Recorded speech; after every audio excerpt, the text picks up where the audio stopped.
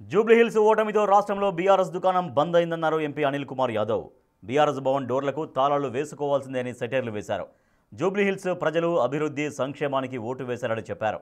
రాబోయే జీహెచ్ఎంసీ ఎన్నికల్లో కూడా ఇవే ఫలితాలు రిపీట్ అవుతాయి అంటున్న ఎంపీ అనిల్ కుమార్ యాదవ్తో మా ప్రతినిధి సాగర్ ఫేస్ టు ఫేస్.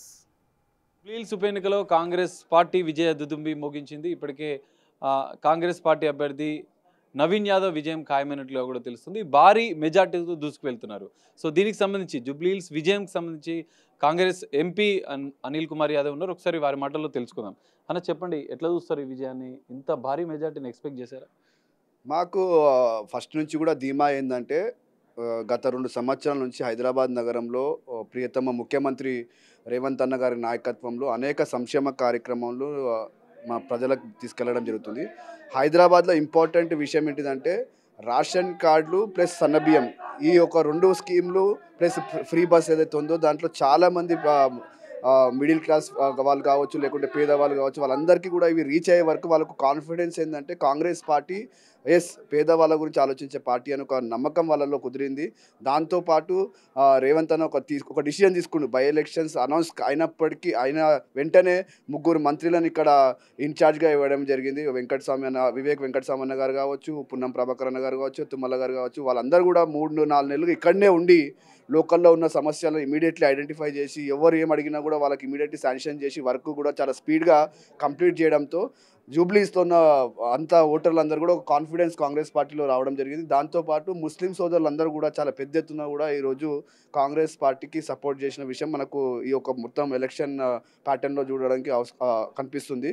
ముఖ్యంగా ఏంటిదంటే ఈరోజు ఒక కాన్ఫిడెన్స్ అంటే గతంలో జనరల్ ఎలక్షన్స్లో హైదరాబాద్ ప్రాంతంలో ఓటర్ అనేది ఒక సెకండ్ థాట్లో ఉండే, కాంగ్రెస్ వస్తుందా రాదా అని. ఒక్కసారి ఎప్పుడైతే వచ్చిందో వాళ్ళకు ఒక నమ్మకం వచ్చేసింది, కాంగ్రెసే వేరేది లేదు, కాంగ్రెస్ అయితేనే సూటబుల్ అని చెప్పి ఈరోజు అర్బన్లో అంటే జూబ్లీహిల్స్ అనేది ఒక అర్బన్ సీట్ కనుక అర్బన్లో కూడా ఈరోజు కాంగ్రెస్ గెయిన్ అయిపోయిందంటే 100% రాసుకొని పెట్టుకొని రేపు జరగబోయే జిహెచ్ఎంసీ ఎలక్షన్లో కూడా మేము 100 సీట్లు పైగానే గెలుస్తామని కూడా మాకు పూర్తిగా నమ్మకం ఉంది. కేటీఆర్ అనేక విమర్శలు చేశారు ప్రభుత్వం పైన, సీఎం రేవంత్ రెడ్డి పైన. ఎల్ఈడి స్క్రీన్లు పెట్టి మరి ప్రభుత్వ వైఫల్యాలను ఎత్తి చూపే ప్రయత్నం చేస్తారు. కానీ ఈ విజయం సందర్భంగా మీరు ఏం చెప్తారు? కేటీఆర్కి గతంలో 10 సంవత్సరాలు ప్రజలందరూ కూడా అవకాశం ఇచ్చి చూసిర్రు.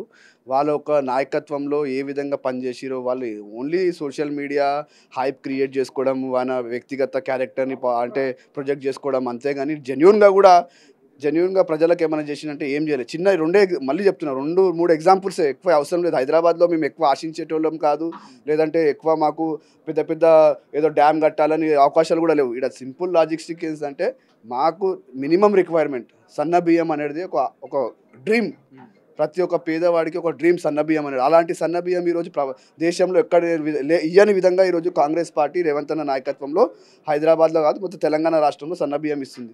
దాంతోపాటు రేషన్ కార్డు కూడా ఏంటంటే చాలామందికి ఒక ఆశ ఉంటుంది, అరే రేషన్ కార్డు ఉంటే మాకు రావాల్సిన బెనిఫిట్స్ మాకు వస్తాయని ఒక ఆశతోని 10 సంవత్సరాలు ఎప్పుడు కూడా బీఆర్ఎస్ పార్టీ రెండు ఎప్పుడు ఆలోచించలేదు వాళ్ళ రేషన్ కార్డుల గురించి. ఈరోజు అవి చాలా జనరల్ ఎలక్షన్స్లో కూడా మేజర్గా ఐడెంటిఫై ఇష్యూస్ ఏంటంటే రేషన్ కార్డు చాలా మేజర్ ఇష్యూగా ఐడెంటిఫై అయ్యింది.